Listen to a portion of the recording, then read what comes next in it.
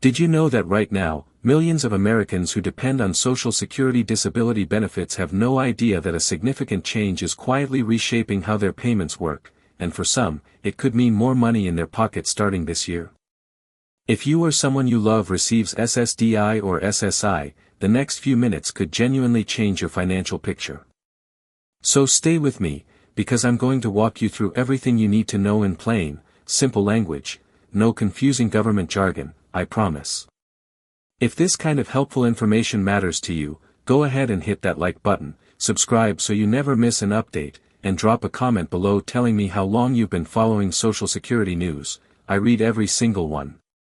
Now, before we dive into the heart of what's changing, I want you to picture something for a moment. Imagine you're sitting at your kitchen table on a Tuesday morning, cup of coffee in hand, flipping through your mail. You pull out your bank statement, glance at the deposit from Social Security, and something feels different. Maybe it's a little higher than last month. Or maybe there's a letter tucked in the envelope that uses language you've never quite seen before. You're not sure if it's good news or something to worry about. That feeling, that mix of hope and uncertainty, is exactly what so many people in our community are experiencing right now, and that's precisely why we're here today.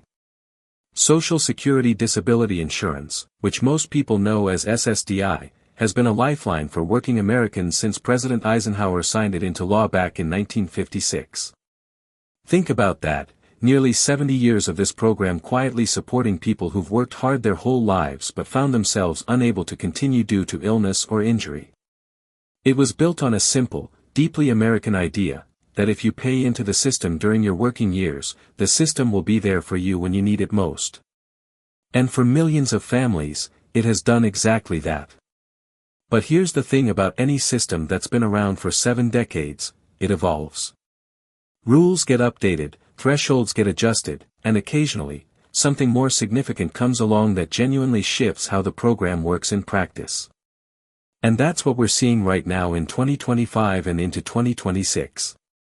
The Social Security Administration has rolled out changes that affect everything from how income is counted against your benefits, to how quickly certain decisions get processed, to what you're allowed to earn before your payments are impacted. Let's start with one of the biggest updates that's been generating a lot of conversation, and a lot of confusion, in communities just like ours. The Social Security Administration recently announced adjustments to what's called the Substantial Gainful Activity Threshold, or SGA for short. Now, don't let that term intimidate you. In plain English, SGA is simply the amount of money you're allowed to earn from work each month while still qualifying for disability benefits. If you earn more than that limit, Social Security may consider you no longer disabled for the purposes of the program. If you earn less, you're generally in the clear. For 2025, that SGA limit was raised. For most disability recipients, the new threshold is higher than it's been in previous years, which is genuinely good news. It means you have a little more breathing room if you're trying to do part-time work, maybe helping out at a grandchild's small business, doing some consulting in your old field, or picking up a few shifts somewhere you enjoy. The adjustment reflects cost of living realities that anyone who's been to a grocery store lately understands all too well. Everything costs more, and Social Security's rulemakers have acknowledged that. Now, here's where it gets even more interesting, and this is the part one really want you to pay attention to, because it surprises a lot of people. If you're on SSI, which stands for Supplemental Security Income, a slightly different program from SSDI, though the names sound similar, there have also been important changes to how certain income and resources are counted. For years, SSI had some rules that seemed almost designed to keep people in a very narrow financial box.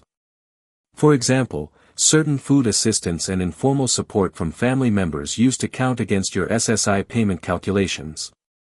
Some of those counting rules have been loosened, which means some SSI recipients may actually see their monthly payments increase, not because of a cost of living adjustment, but because of a genuine structural change in how their income is calculated.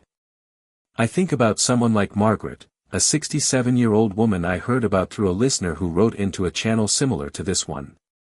Margaret has been on SSI for several years after a serious back condition made it impossible for her to continue her work as a home health aide. Her daughter occasionally brought her groceries and helped with utility bills. Under older SSI rules, some of that family support could have been counted as income in kind and actually reduced Margaret's monthly benefit. With the updated rules, that kind of informal family help is treated differently, and Margaret gets to keep more of what she's entitled to. That's a real difference in a real person's life. And then there's the question of processing times, which I know is something that drives so many of you absolutely up the wall, and rightfully so.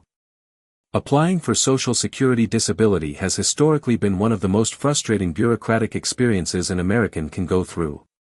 Some people wait 18 months, 2 years, even longer, for a decision on their initial claim. During that time, bills pile up, savings drain away, and stress levels skyrocket. The SSA has acknowledged this problem publicly and has been working, with mixed but improving results, to reduce that backlog.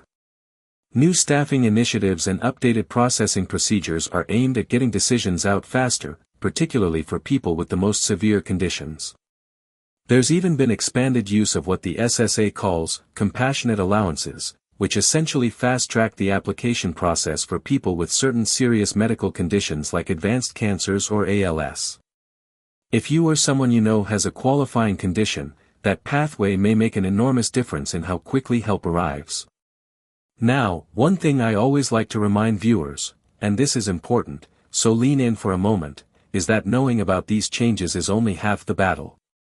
The other half is making sure your own records with the Social Security Administration are accurate and up to date. It sounds simple, but you'd be amazed how many people are missing out on money they're entitled to simply because their contact information is outdated, their reported living situation has changed, or they never reported a medical improvement, or a medical worsening, that could affect their case. If it's been a while since you logged into your My Social Security account online, or since you called your local SSA office, now is genuinely a good time to do that. You don't have to be a computer expert, the website has gotten more user-friendly, and the phone lines, while sometimes busy, are staffed with people who are generally there to help.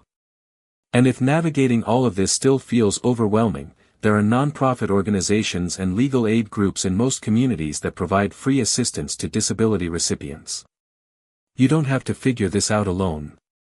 We're living in a time when information, the right information, delivered clearly and honestly, can quite literally put money back in your pocket or protect the benefits you've already earned. And as we head into the final stretch of this video, I want to leave you with that sense of empowerment, because that's really what this channel is all about. You've worked hard. You've paid into this system. You deserve to understand it fully, and to get every single dollar you're entitled to.